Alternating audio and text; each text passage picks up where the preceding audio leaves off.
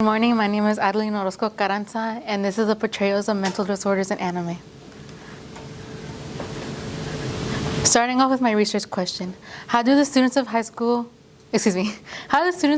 High School identify accurate mental illness depictions in the animes Naruto, A Silent Voice, Perfect Blue, One Night Priority, and One Night Priority over the course of 2 months? The gap.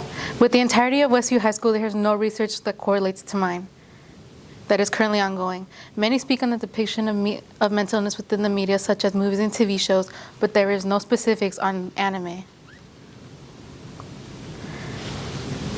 Going back into my literature review. Previously in my literature review, I had spoken on the idea that the general media interprets mental illness depictions as something negative because what they are seeing as the viewer is false, inaccurate depiction, causing them to create that negative perspective on people who suffer from mental illness. A number of psychologists use the practice of bibliotherapy, the use of literature that helps the reader connect to a character with similar circumstances. They use this to hopefully lead the client to a better understanding of themselves. Finally, in my literature review, I discussed that mental disorders in the US are very common, depression being the most, as it is the second most common reason for disability in the world. But why should we care? When gathering this research, it was important to acknowledge how it may improve the study's validation. For example, figuring out whether or not these portrayals are accurate can really improve how people see mental health, such as especially high school students after watching A Silent Voice, because A Silent Voice does partake in high school settings, especially with characters that are their own age. And to go more into this can be really important for counselors, social workers, and therapists, as they usually can't find how to connect with their patient, but as this does take in a high school setting, it can help high school students. My methods and background. My pre-survey. My goal was 75 to 100 students. However, I so far have only reached 68 students. My study goal was the awareness over negative stigma that surrounds mental illness, and my limitations were time and willingness. Because my survey is a bit more unique, I did have to acknowledge the fact that maybe students wouldn't want to take it, as you do have to watch videos, and students may not have the time to conduct research or take the survey, Results as of February 1st, 2023. My status of the survey is still ongoing. My first question was grade level.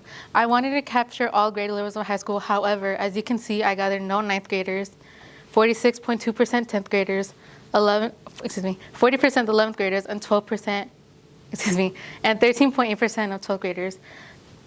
I tried gathering to get research in all grade levels, but the classes I did reach to only partake in grade levels above 10th. This one was more specific group to people who do watch anime. 55.4% said yes, and then 44.6% said no. And then going off, if you said no, then you would skip to the next question of the survey. However, if you said yes, then I asked, how often do you watch it? Very often said 29.4%, often said 41.2%, and rarely said 29.4%. It was also important to ask this question just in case if they had a bias or not, whether or not they watched it, and get their own general opinion. Moving on to my actual questions. Are these depictions accurate? For the first question, I had showed a clip from A Silent Voice, and for context, Shoei Ishida has severely bullied a girl back in elementary school to the point where she had been shunned out. To the point where he had been shunned out. Since then, he's felt severe guilt where he pushes everyone away, hence the X's on everyone's face. I did show my test subjects the clip, and most likely said 20%, as you can see right here. Likely said 49.2%. Slightly likely 21.5%, and then not likely 9.2%. I was shocked that they had said not likely at least 9.2% because this does take in a high school setting. So I would have felt that they would feel more connected to this clip, but it's okay. Next one was Naruto Shippuden, Survivor's Guilt. For this one, I did understand that if more people did not understand it, because survivor's guilt is a bit less common. It was also new to me when I first started looking into this. And for this one, I had asked, after witnessing his older brother murder their entire clan, Sasuke was the only survivor and never got the closure as to why his brother did what he did. The only context his brother gave him was that this was his ultimate test.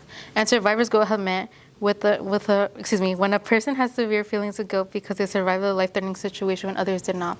So most likely said 26.2%, likely said 36.9%, slightly likely 26.2%, and then not likely 10.8%.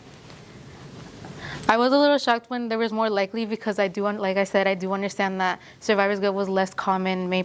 People may not understand what this meant, but I did also include a definition to help people understand the clip, whether or not they decided to gather that depiction.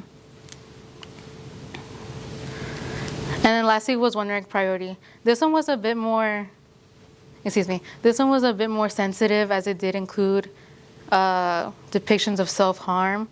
But for this one, I had asked, when her dreams had made her realize her past trauma, Rika can be seen giving up, no longer willing to fight. Most likely had said 20%, likely again 20% as well, slightly likely 41.5%, and then not likely 18.5%. This one has shocked me the most this one was the highest for not likely as for 18.9%. But going back into my research, I did find where a psychologist by the name of Raymond Niding has said that people who watch mental illness depictions do gather that negative stigma, as they felt that the characters themselves aren't, because they're not real, then it tends to not be real as well. And then going off from that, I did ask, do you suffer from a diagnosed mental illness? This one I did understand if people did choose to opt out, because again, this is a sensitive topic. So yes said 18.5%, no 69.2%, and 12.3% had chosen to opt out. And again, I did understand because I am a stranger to them. So if they chose that this is a sensitive topic and I don't want to talk to you about it, I completely understood. And then going into my interview questions, although I did not conduct interviews yet, I do want to discuss the questions I do want to ask. So my interview is a little bit unique as well, as I do want to target two groups, those who do suffer from a mental illness and those who don't, just to gather specifically how people who don't perceive mental illness. So starting off with group one questions. If comfortable to share, what mental illness do you suffer from? Again, they don't have to answer this, as I am, of course, a stranger and they may not want to share their intimate details. The second question I had asked or would want to ask is, I would show them one of these clips, i.e. a silent voice. More specifically, I want to show them a silent voice because, as I said, it does take place in a high school setting. And then I would ask, do you believe this clip shows an accurate interpretation of depression? If not, what do you believe is misinterpreted? I do want to get their opinions, as they do suffer mental illness, see how people misperceive how they are. Do they feel validated? Do they not, from people who maybe do not know what a mental illness is?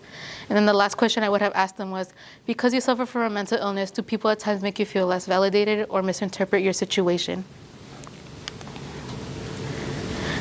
And then for my second group, which is those who don't suffer from mental illness, I did have more questions to ask them because the other group was a little too more of a sensitive topic to target, and I did not want them to overshare to the point where maybe I can't use it in my research.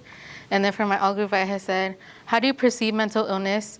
To usually get their opinion, maybe we all have different perceptions of mental illness. And then what do you say the symptoms of depression are? Everybody could say there's different symptoms of depression. For example, because I've never suffered from depression, I could say different things from other people. And then the third question is, do you think the clip shown is an accurate portrayal of depression? So to circulate back to this, the clip I'm only going to be showing to this specific interview is a silent voice, because like I said, it is a high school setting. And I do want to get their opinions, maybe because you don't suffer from mental illness, do you believe this is accurate? And then my fourth question would be, what would you say suffering from mental illness looks like? And then my last question would have been, what was your interpretation of mental illness throughout this survey? Maybe they got new information, maybe they didn't, maybe they got a negative stigma or something more positive. My conclusion. Although a majority of survey takers had agreed that these depictions are accurate, there were still a few people who believed these depictions were not accurate. For this, I want to scope more into the fact that why you believe is not accurate, although I do understand why people may not believe that. And then a lot of students from Westview High School suffer from mental illness. And then lastly, mental health still seems to be a taboo to talk about. For some people, maybe cultural or religious reasons, mental illness isn't something they can talk about to a family member or anyone really. These are my sources. And thank you for listening.